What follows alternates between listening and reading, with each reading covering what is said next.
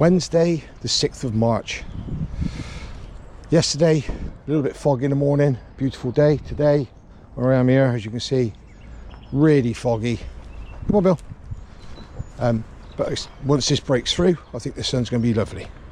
So today's video is in response to a lady who messaged me via YouTube. I think her name is Sophie, but I apologise if I've got that wrong because it was a YouTube name. That might be a real name. Anyway, Sophie was like, follow your channel, love the videos.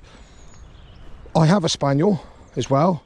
He's not trained to whistle. He's a family pet, but he loves a ball. But I'm struggling to think of things to do when I'm out on a normal dog walk to make him think, because he's not trained to sit to a whistle, send him in direction. So it's literally just chucking a ball. So Sophie, this video is for you. We are going to go for a little walk, me and my dog, and all I've got, 2 tennis balls. I've left the whistle in the van, and I'm going to just walk for 20 odd minutes to show you what I will do. Now that 20 odd minutes, obviously I'm not going to show you a photo of him asleep later, but that 20 odd minutes, you'll see by the time we get back to the truck, he'll be panting, but the mental tiredness will be kicking in, because that's the bit you don't see. Because people really need to get out of this myth and this theory that you have to run your dogs for hours to make them tired. You don't. So as you can see at the moment, this is the opposite side of a hill where I normally train. Now up here early in the mornings, very early mornings or late at night, this is rabbit central. So my working line spaniel has now just gone up 3 gears because he can smell rabbit, but the fog or the mist is almost covering the scent. I haven't told him to go in there, he's just going, there's been something here. And he'll literally have his nose down now. So this first bit, back to what we're doing. Sophie, so what we're doing, this first bit, I always let a dog just have a little run. Always let them use the toilet. This bit here, where you can see this water, this is actually a footpath, but this is all from the rain we've had. Ideally, I don't want to go in there today. Sometimes I use it for training, water training, but today we're going to try and avoid it. But he's a spaniel, chances are he's going to run straight in. So when you're out with your dogs to start with, just let them have a little initial burst of energy, burn it off. But like on all walks, hey, I don't ever let the dog get out of my sight, because the moment I let him get out of view, then he's going to do something like I don't want him to do, and I can't tell him off because I haven't seen him do it. Like put those 2 pigeons up in the air. Oh, forget the water bit. Yeah, we're just going through it. So when you go somewhere on your walk, if this was flat and the size of, no, come on, here, yeah, come here, come here,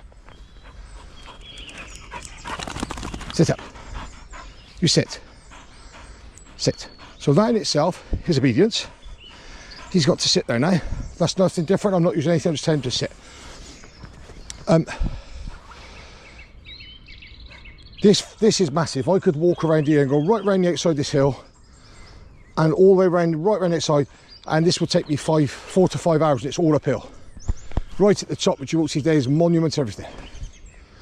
But I never do that. I actually come to this bit, then I just walk past, sit. Then we're going to go through to the next bit, which is a field, through to the next bit of field, and we're done.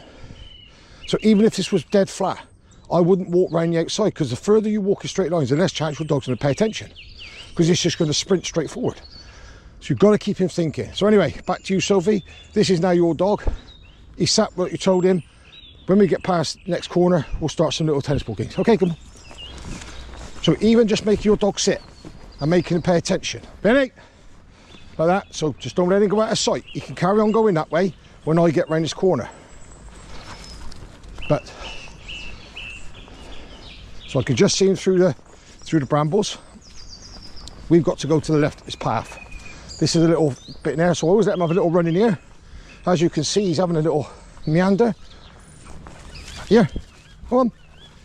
So, the fact he's using his nose, still mental stimulation.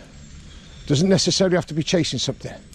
Using that nose, theoretically speaking, that's where a dog's brain is, in its nose. nearly 500 scent glands telling him information constantly. Top of the range sat nav is that nose. So there you go, walk up here. It's all public area, this is not private, it's all public footpaths. All of this accessible. Come up here in the summer, it's absolutely heaving. But again, other side to my dog walks. Benny! Benny!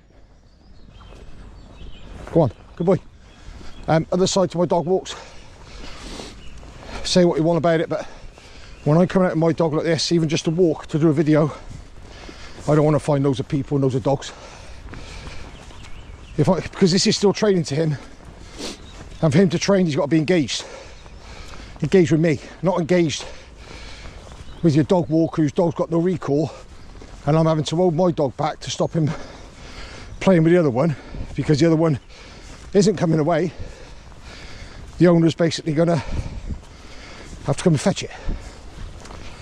So I have to apologise for the panting, but this hill does me every time. So we get up here, as you can see, it's quite long grass, but it's not as long as it has been. Ready? Good boy. When I got him earlier, when I first got him, you'll notice a lot of videos done here. Benny, come on. Good lad. Because this has got natural lines cut in it. So when you've got a young dog you're going to teach to be a gun dog, or to learn that with your arm, the natural lines are great. Because you can sit him there in the middle, you could chop one that way, one that way, one that way, and you go straight lines all the time. So all you do is you start off with a 12 o'clock, a 3 o'clock, a 6 o'clock and 9 o'clock. Then as you get better, you can start doing 1 and 2, 4, 5, etc. So this is a field, right, I've got a ball, ready? Now he'll just wait, go on, find it. He'll just wait because that's what I've trained him to do. He would normally sit. But what I've got to do now is, drop. As soon as he gives it me, I'm going to throw it again. See, he naturally sits. Find it. Now the fact he sat straight away, good. And if you notice, he quickly looks at me, because he has to look at me before he can go. But that momentary lapse, him looking at me now, he's forgot where it is. So now he's got to hunt. And he's using his nose. And all this now, I'm stationary, get me breath back. He's working. His tail's going, he's trying to find, where's that ball? And with this fog, in this mist, it's covering the scent. So now he's going away from it. Normally I'd sit him up and send him back, but because Sophie doesn't do this, I've got to do it without and just let him be. He's got to go further on. It's further the other way. So he may sit and look at me a minute, because he normally would. But I didn't give him a pre-run cursor to tell him we were making a video. So he's got to work. So he's nowhere near this right now. It's dead straight in front of me over there. But the scent is masked because of the mist. So you could just say find it. You could say search. You could say hunt. You could say what you want. It's all very new to him. He's normally whistle. See? Find it. That's it. He's got to go on. So I'm just going to fling my hands, Sophie, nothing more than that, not direction. Ready? Find it. Just fling your hands, just give him something. Find it. Just get him to walk on, so your dog can do this. Find it. Find it.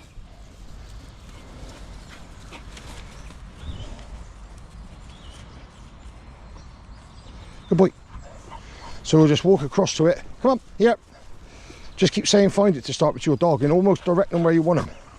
Sit. Hold. Hold. Drop. Sit. Come here. Sit. So as you can see, that is 2 retrieves. He's already panting for England. Sit.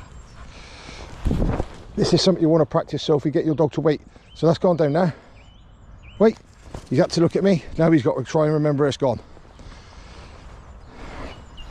And what you'll find he'll do, look, so he's gone to where the ball landed, because that's where the main scent imprint's going to be left. And then he's followed the scent down to there. He should get this any minute. But that's how clever they are. Where that ball first lands, that impact on the floor, that's like a DNA marker. Good boy. But I've still got another ball in my pocket. Drop. Good dad. Go on. So now we can go off and have a little run. There's the ball. There's the other ball. Just don't want him to go too far. So this is you again, Sophie. Now you're out. And we're going to walk up this hill. And I just don't want him to stay away from me too long, so he's got to come back towards me. Which is fine, like that. But now we're going up this hill. Anything I throw down the hill, he's going to work harder. So now he's a nice distance away from me. I'm going to call him and throw the ball. Billy! He'll naturally stop. Go up, find it. He'll naturally stop. If your dog doesn't, Sophie, it doesn't matter. But don't chuck it on ground like this.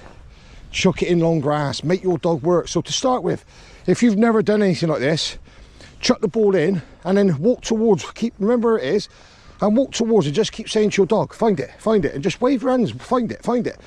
Doesn't have to be a directional thing. They've just got to understand that as soon as you say the word find it, a bit like when you were a kid, you go cold, warm or hot. When you're playing, you hide something. So when as soon as he gets what I call hot near it, I say the words find it. So there it is there. He's walked past it. So now he's cold. I don't say anything to him. Find it. Find it. Good boy. See what I mean? So when he's... Good boy. Go on. When he's nowhere near the ball, or nowhere near whatever it is I've thrown, Billy! Come on. Good lad. I don't say anything to him. The only time I say find it is when I know he's in the right area. Billy! Come on. Good lad. So same thing. Every time I use his name, make it come towards me, he's having to process that command. So he's still thinking. Now he can carry on being a dog. He can have a sniff. This is a very, very casual training session because I'm trying to recreate something that everybody can do. Normally, as you know, I have a whistle. He'd be sitting up. He'd be recalled. We'll talk about recall in a minute. So when you're out, Sophie, imagine you're playing cold, lukewarm and hot when you was a kid. As soon as your dog gets in the area where you think that ball is, straight away say to him, find it, search, hunt, whatever word you want to use. But over a while they'll go, well, if mum's saying it's in here, I'll keep looking. And that will just give them mental stimulation drive. Recall. I'm going to quickly touch on this because I got asked a separate question. I see a lot of people when they're out training recall, and I'll show you, I'll do it, easy answer, I'll do it now. Benny, come. Good boy. Sit. Good lad, sit. So a lot of people, when they are out training this, they sit their dog there and then they call it back. They sit their dog and they call it. Wait, that is not a recall. How often is your dog out and when it sits you call it back? A recall is because your dog is going too far away from you, like that. Benny, come. That's a recall. Good boy. Okay, wait. A recall is when your dog's going away from you and it's going towards a road or chasing something or something like that, or going to a dog you don't want it to go, well, any dog you don't want it to go to, a person. That's a recall. Not sitting up. If you're in a field and your dog sat, you're not under any duress or stress because your dog's very chilled. So don't practice what isn't reality, people. Let's get this right from the start. The recall is, my dog's going over there away from me. My dog's going that way over me. My dog's seen a deer and he's about to go. That's a recall. A recall is, you've got to come back to me now because something is danger. Roads especially. So far, we've been out 14, 15 minutes. And I'll show you something else that you'll get, Sophie, with this. Bill, go on. Something else you'll get from playing this. That bond between you and your dog will change because you watch him in a minute. I'm not going to say anything to him. I'm walking. He's not paying attention to me. I'm going to start walking away. He should, as soon as he realises I've gone, come this way like that. And then in a minute, I'm literally just going to stand still. And I want to see, he may do it, he may not. I'm going back the other way now because he's gone away from me. Here he comes, because he doesn't want to be away because he's going, I know that at some point I'll get told off. So now I'm just going to stand still. And that's what he does. He's now standing still because he's going, am I going to get a ball? Do I have to go back to dad? Do I have to sit? This is what you'll get from just being very calm. Come on in. And loads of repetitions.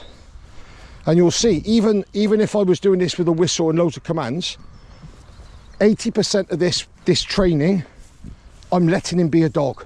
He's having a run round. He's having a sniff. Well, rabbits are in there. He's using his nose. But look, I haven't even asked him and he's already come in. So I just leave him be. I don't need to give him a command. Just leave him be. But the art of this really is, because he's being a dog, when I do speak to him, or usually when I use my whistle, he goes, that's meant for me and I've got to do something. Don't over talk to your dog, Sophie. Whatever you do, enjoy it, keep working at it, you'll get there. I know you messaged me to say if you're unsuccessful could you come down for a lesson, because I know you live a good 2 hours away. By all means you can. Obviously you've got to do the travelling, but I would definitely make sure I could fit you in, and we'll have a nice, Billy, good boy, we'll have a nice coffee at my house and that first, and we'll do it that way. But you can do this, believe in yourself, because you can do this. So now we got to this bit, this comes through now into another area and then goes down towards the car park. So it's the same process. I don't want him running too far. So, Billy, come. So what I do here, heel, heel. So I always do a little bit of heel, and I didn't do it over there, that was my fault. Heel. From one area to another, I always do heel. Make him wait, come here. And because I let him be a dog, he never cares about the lead going back on. It's one thing he never does. Heel. So all I'm going to do now is I'll just do a little bit of heel work on the lead, off it, and then I'll do a little bit. This is a very busy area. In the summer it's a picnic area, they got barbecues and everything here. I don't really come to busy areas, as I say. I try and avoid people, I try and avoid dogs, just because when I bring my dog out, I'm like most people. My time is very precious. I don't get hours a day to train because I'm training other people and their dogs. So when I come out, I need to come out, get some focus out of him, set a target, achieve that target, put it back in my truck, and we go on. He'll get another walk like this possibly later, but if my day runs over, which it quite possibly may, he won't get another walk today. But he'll chill out all day, he'll stay on his bed, he'll sleep most for it, and he'll have a little sleep later as well, I expect. So too many people that side, so I've already decided I'm going to come back in here, still on the lead, still walking to heel. The other thing is releasing a dog. When you get to a field, sit. So if I was coming to this field every single day, I'd let him off at a different place and I'd put him on in a different place. When I take the lead off, he has to wait for me to release him. Because if I take his lead off and he just goes, then he's always just going to go. Go on. So now he can go back and be a dog and have a run. So this time, as he comes back towards me, he'll probably stop. He'll probably stop because that's what he's used to doing. Now I'm going to chuck over there. Oh, find it. That time he didn't stop. But this is, find it. Good lad. Find it. It's right in there. There you go. Just let him find it. Let him use that nose. That's brain work now. His sat nav's working overtime. And what I'm going to do whilst he's looking for that one is I'm going to chuck that one over there. Wait a minute. Find it. So he's seen me throw that one. He's out sneaky. But look, see the fog has really covered that scent because normally he is spot on with this. Find it.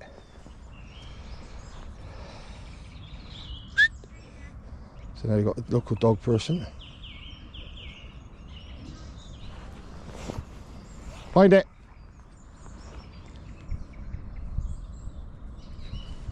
So he's struggling a bit today, so I'm going to go and help him out. Find it.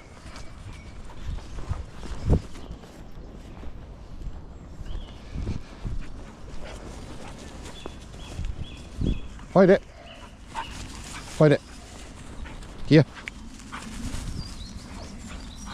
Find it. Morning. Morning. Yeah. Find it.